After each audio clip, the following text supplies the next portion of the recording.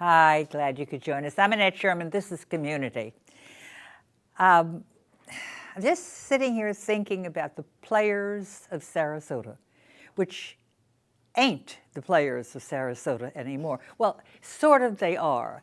It's just right before your eyes. They are changing to, and I've got to get this correct, it is the Players Center for Performing Arts. And even as we speak, they are working and slaving to construct this fantastic little city.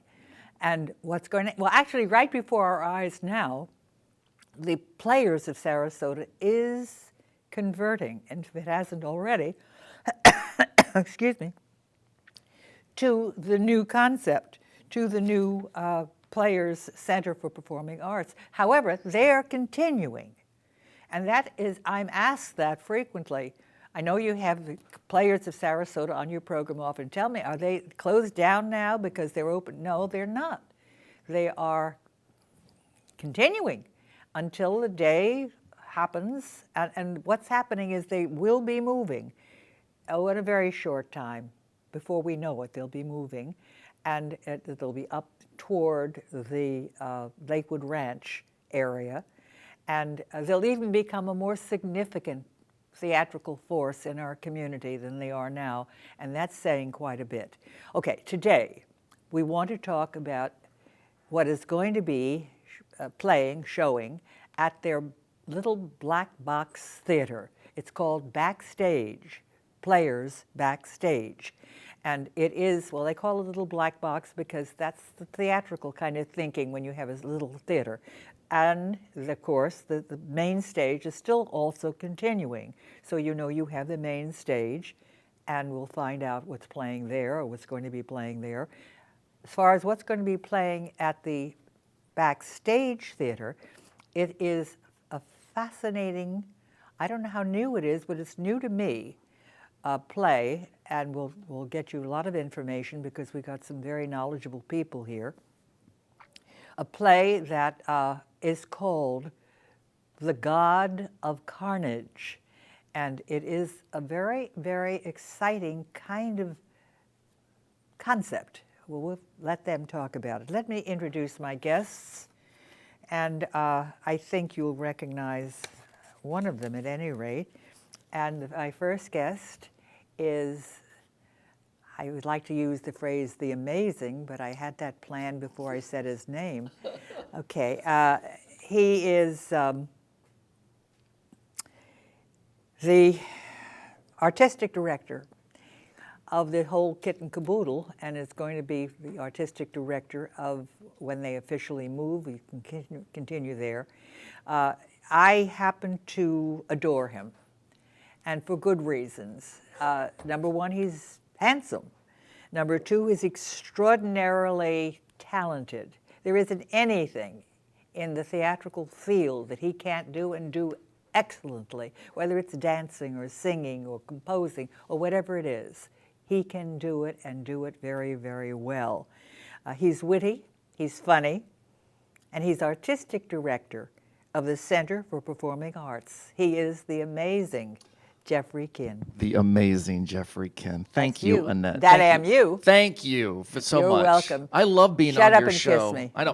No. I know. No, seriously, I love being on your show. Thanks for having us.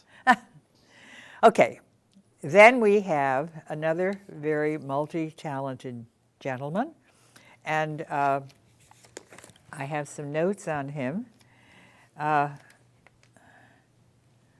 And he is invited to tell us much about the Players Backstage, the show that is opening there, that is called God of Carnage.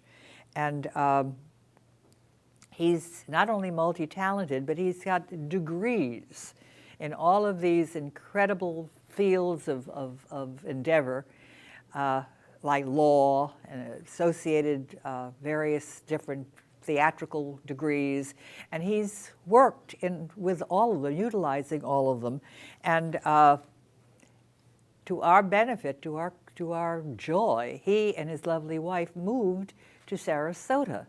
And when he moved here, we'll find out from him.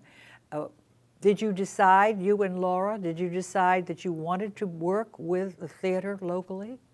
Once we moved down here, yes. That wasn't your intention beforehand? Wasn't my original intention. My original intention to move down here was actually based on the California 1994 earthquake. I beg your pardon? I know it sounds a little odd. Was based on the 1994 California earthquake. One of my best friends on the planet was sort of in ground zero of that earthquake. And 6 weeks later, he had moved to Sarasota. And I started visiting him. Where are you from originally? New York City, Brooklyn. Where in Brooklyn? I'm a Brooklynite too. Flatbush. I originally was born. We wouldn't have met never each went to Flatbush. Went to Lincoln High School in Coney Island growing up, and now I actually have a small apartment and still in Brooklyn Heights. Oh, you're still keeping a place in Still Brooklyn. keep a Brooklyn little Heights, place. which of course is quite convenient and very lovely nowadays. Oh, yeah, it's it's a beautiful area. Yeah. It's wonderful. Because it's all changed. Oh boy, If you has go it. back there, well, haven't been away that long, but when I go back, I don't recognize it.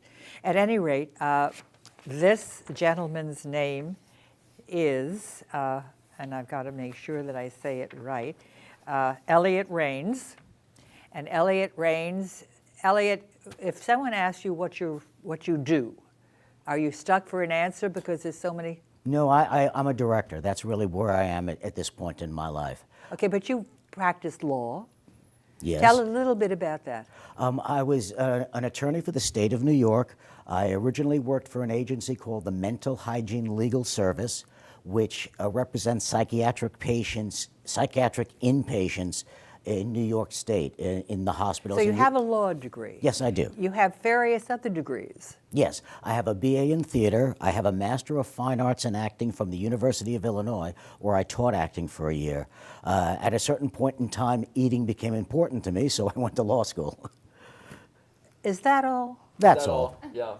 Okay, well, that's all. We're happy to have you. And Thank- I've heard fabulous reports about your talent and your unique ways of doing things. We'll find out from our lovely actress here. Thank you very much. And we'll get the dope on that. Carrie McQueen. Carrie McQueen. Carrie, where are you from? I'm from a very small town in Alberta, Canada. Oh, really? Yes. Okay. And you've done a lot in the time since you left Canada. Yes. In theater, in television, in radio, in movies. You tell it. Well, I went to theater school in New York and stayed there for a while and did a lot of theater and some sketch comedy around the comedy club circuit and some film. And then I went out to LA for a while and did some film and TV there and worked in radio, the Hollywood radio station. But you said in your notes to me that you found that theater was really your true love. It really is my first true love, is how I put it, yes. Okay, I want to talk about, with Jeffrey, did I explain the backstage theater? You did a very good job. Yeah, the backstage theater is literally our backstage rehearsal space that 6 years ago, a group of us just said, you know what, this could be a little theater back here. Because that's what we don't have. We have the main stage. That's correct. And there are shows that will not play well on our big 400-some seat house. So we love these smaller, intimate plays, and a lot of them have, we've done plays with some nudity back there. We've done plays with edginess, language. So, we can do shows that aren't perfect or right for our main stage season, and it allows us to diversify our audience. I happen to love that kind of theater because you're with it. You're part of their world. Yeah. You're so close you could reach out you can You reach out can, and touch. yes. And it is a whole other experience that people tell me they love as much as I do. Yeah. I think I told you this, or maybe even mentioned it on a program that you were on, that I was walking out of this building where our studios are and offices to Panera's, which is on the corner. This man stopped me. He said, "I watch your program all the time, but I love when you have the Players of Sarasota on." He said, "But you never talk," and he mentioned something nice about you that I don't want to repeat. Yeah, please don't. Because Yes, yes. At any rate, he said, "But you never talk about the backstage theater." I Yeah. said, "The what?" Right. I said, "When I get my hands on Jeffrey, I'm going to." Well, it's interesting. You know, literally, we do have hundreds of people that come to see our main stage revival type shows. And so that's really our bread and butter. So, for example, you know, we're going to be opening Footloose very soon. So it's a great big musical, lots of great kids, people are going to want to come see. So then we do these, you know, alternative style plays, and it's not for everybody. And literally, the room fits 50 people. I mean, so we have 4 actors in God of Carnage, and there's going to be 50 people that are basically in the living room with these 2 couples as they have their disagreements and their chat about their children. So really, for this show especially, the theater is inviting people to be on the sofa. You know, they're going to be right there for the Yeah, it is a the wonderful fight. venue for people who love theater and enjoy the Broadway shows, Yeah, the yeah. big stage,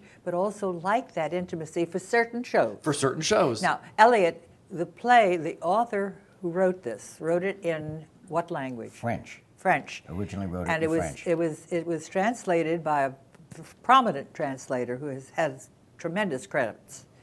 And I don't have his name. Christopher Hewitt. It was actually originally translated into British English.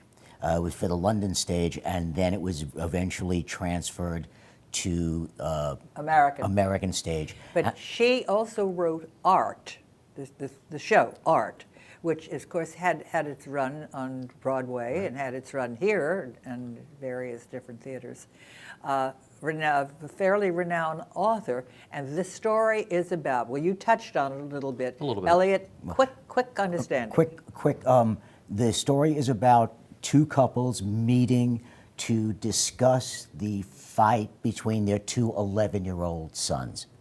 That's what the play is about, and the ultimate carnage that transpires during this meeting. They start off being very civil. Very civil and gradually devolve into behavior far worse than children. And it's very funny. Which produces the carnage. Yes. Well, in a manner of speaking, absolutely. And watching that, I mean, the interesting part about the show is, you know, you do have these seemingly adult parents, and to watch that slowly slip away and watch them become more like children than their children is really interesting. And that's where the humor comes from. I mean, it's a black comedy. I mean, it's not like a slapstick farce.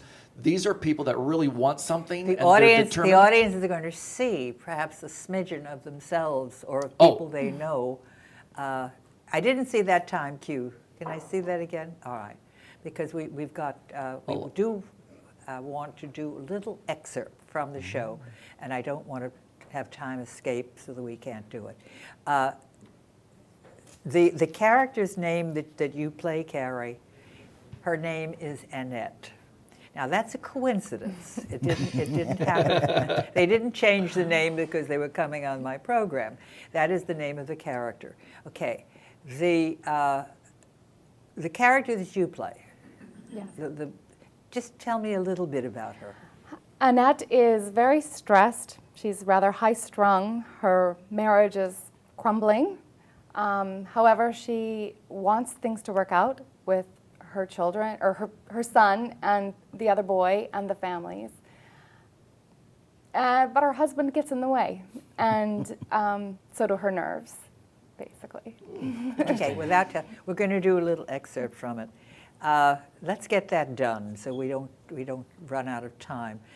Eliot, you want to set up this scene that Sure. It's a bit of a monologue, and we were hard put to find it, but Eliot remembered that this is a portion of the show, so it worked perfectly for our needs today.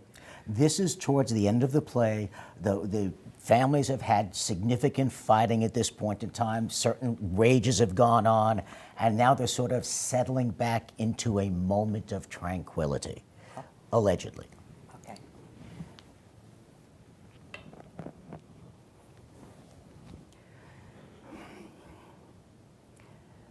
if you ask me, everyone's feeling fine. Everyone's feeling much better. Everyone's much more calm. Men are so wedded to their gadgets. It belittles them. It takes away all of their authority. A man ought to have his hands free, if you ask me. Even an attaché case is enough to put me off. Oh, there was a man once I found really attractive. Then I saw him with a square shoulder bag. A man's shoulder bag, but that was it. There's nothing worse than a shoulder bag. Of course, there's also nothing worse than a cell phone. A man ought to give the impression that he's alone. If you ask me, at least he's capable of being alone. A man who can't give the impression that he's a loner has no texture. I also have a John Wayne-ish idea of virility, and what was it he had? A Colt 45. A device for creating a vacuum. And wow, there you have it. In your notes, Carrie, you talk about Eliot's direction and something that's unique about it or that you felt was really very unusual and very productive. What was that? Honestly, the whole process has been fascinating and completely exciting. And that's a very important thing because when you start with particularly a play that you're not familiar with, and you couldn't be because this is a new piece of material, and you're working on it and you're trying to grasp the character and you're trying to grasp what's happening on stage and what the interplay is and everything. And a good director can really direct you into understanding certain things that if you do, it makes the relationship, it makes what you say, it makes your lines and your exchanges valid, and it tells the story. Is this what his little trick is with his actors? Oh, absolutely. We get deep into the script, the relationships, the subtext. Every moment that is not in the script, we dive into it. And that creates all these incredible layers between the characters, the relationships, what is actually happening. It spoils you in a way because if most directors are particularly not at this level, if you get up to Broadway maybe, but where they don't give you that much. They expect you to get out there and do whatever you would like. And there's virtue in that too. But if you're dealing with highly professional actors who can use their experience and take a piece of material and do things with it that are extraordinary, that's fine. But if you're young or if you're not that experienced, you may need that kind of guidance and that kind of preparation. And there is something to be said about having 4 volunteer performers who all have different backgrounds coming together, and you need them to be breathing together and in sync with each other. And you need to make sure that they're all in the same world, you know what I mean, that they're all in the same apartment and they all are using and breathing the same air. So you can at times get into a show and there's not that type of experience where everyone's cohesive and everyone's pulled together. So I think what Eliot also does very well is he gets everybody on the same page. So you know that these people they have a real life behind them. I love what Carrie said about what happens when someone's not speaking. So much is said without any words. And if you can find a director that can pull those moments, that's really special. And that makes really great theater, I think. Now, what I want you to do, I'm going to say something to Jeffrey and Eliot and Carrie. Would you put that number on the screen, please? The number that they can call and the website. I'm going to suggest that rather than call that number, because this one box office is open and the Players box office is pretty good, better than most of the theaters in town in terms of being open and available to you. But if you call if you visit the website, You can do it at 3 o'clock in the morning if that is when you were up and thinking about going to the theater, or you can do it at 2 in the afternoon, or you can do it at 5 in the morning if you wake early and you want to get it done. Anytime you can deal with the website, I think, much more easily than the phone call. But if you want a telephone, it's on the screen, 365-2494. Am I reading that correctly? You are right. You are correct. Okay, Yes. okay. And then it's www.theplayers.org. Very easy. It is. Okay. It opens March the 8th. And it plays Through the 19th. Yes. So it's a short run. In the Backstage Theater, we only run it usually 2 weeks. So, and again, we only seat about 50 people. So we really do usually require you to call ahead and plan ahead. If you're not familiar with a theater like this, a very tiny little theater, and you are a theater lover, and you do get into, when it's a show like this that may grip you and may grab hold of you emotionally, the experience that you get in a small venue like this, in a black box theater, is very special. Mm-hmm. In fact, I'm going to warn you and tell you that the experience is so real that it takes a while to get past it, to get over it, because you get really into it. You might want to call, and you might want to find out, because they're families, there's something that you can relate to, particularly if you have a kid in school, or particularly if your marriage is, I don't want to say that, because we want people who are happily married as well. Okay, Players Theater, and you have the numbers to call, 365-2494, and you have the website, which is www.theplayers.org. There's 4 in the cast. Is that what it is? Yes. Okay. Four. The 2 couples. We don't ever see the boys. No, it's Okay. just All right. the 2 couples wrangling it out. Okay. And great actors. Dylan Jones is one of our other performers, Paul Hutchinson, and Jazzy McAllister. So it's a great quartet Yeah, they're all of good. actors. They're all experienced, Yes. and they're all experienced really in this little that venue. Yes. Yeah, Yeah, okay, I think very they've all good. done shows. Very good. to What's good playing on main stage? Main stage, we're Footloose is our next great big wonderful. show. Yes, wonderful show. Right, and then Boeing is the final play of our Broadway series. So we have 2 really great. You said Boeing, isn't it Boeing? Boeing, like the plane. I've been that. Oh, Boeing, Boeing, like Boeing. the. I thought it was Boeing. No, Boeing. No, Boeing. It's really it's based on the film. Tony Curtis did a film in the '60s, and it's based off of that. Yeah. I think that you will find that your experience at the Players is as good as any professional theater that you've ever been to, probably better than some. The backstage is exciting and different and personal, and this is a good show. Get to see it. Get to see Elliot's handiwork, why they are all saying he's such a marvelous director. So there you go. I want to take a few moments at this point to talk about Community Video Archives, because Community Video Archives is the not-for-profit organization that brings you this program. It is a commercial-free, as you may realize if you watch public service, by Community Video Archives in partnership with SNN, that's Suncoast News Network. The day and time Community, the TV show, can be seen on this station and others has been changed. Now, we're told temporarily. It's changed to Sunday at a late hour at 11:30. However, you can record it if you'd like. You don't have to worry about being up at 11:30, but a lot of people are and enjoy it and tell me they enjoy seeing it late. So I don't know what to think. We're supposed to go back to the other time very shortly.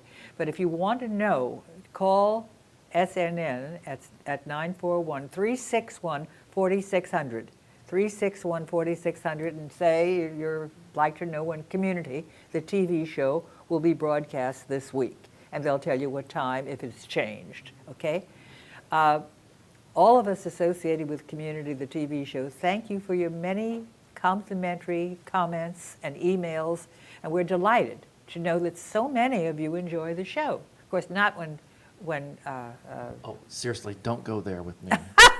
I can I can tell when you're going to dig me. I can tell it. They know I love you, and they know I tease and the you, feeling and is- they know, and they know you get right back at me. I think you like that too. The But feeling I was is going to say mutual. not when Jeffrey Ken is on, but that's you know better than that. In fact, he's the first person I call. He's the first show of the season usually, and if I have a cancellation or have something where I need a show, I know I can call Jeffrey, and he's doing something wonderful.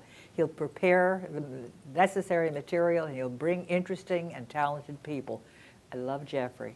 Okay, we receive your comments and suggestions, so please keep them coming. And we want to remind everyone that the very popular Community Video Archives Hall of Fame luncheon will happen on the 24th of April. And it should be one of absolutely wonderful ones because we have 4 sensational people. And I don't know if you're ready with those pictures, but I am ready to talk about them. Okay, let's see the first picture. This gentleman is Lee Hayworth. He is a judge who has done more in the time that he has been on the bench than any other judge in our history of this community. That's Judge Lee Hayworth. I don't even have time to tell you, but you'll learn about him when you're there. Okay, Ian Webb. Well, this is not Ian Webb. This is who is that? That guy Peters? Wait a minute. That is. Guy Peterson. That's our architect. That is Guy Peterson. And Guy Peterson has won award after award after award. I think it's something like 80 awards in his 36 years. Then we have Ian Webb, who took our Sarasota Ballet to heights of national and international fame, and wonderful, wonderful ballet that he has created in our community. And last but not least is Charles Dan Bailey, and he has won lots of awards for his work, extra work, with so many organizations on his free time. So these are extraordinary people in our community who make our community what it is, outside of the theater people who make that, seriously, that side of it is very important. We are about out of time. See you at the Players. Bye-bye.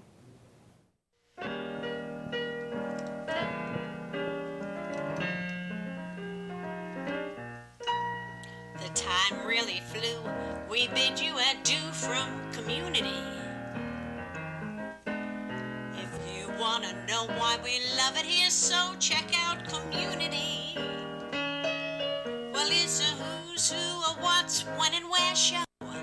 It's a mover and shakers who care show. Meet your neighbors and friends, each one has a passion. The topic's very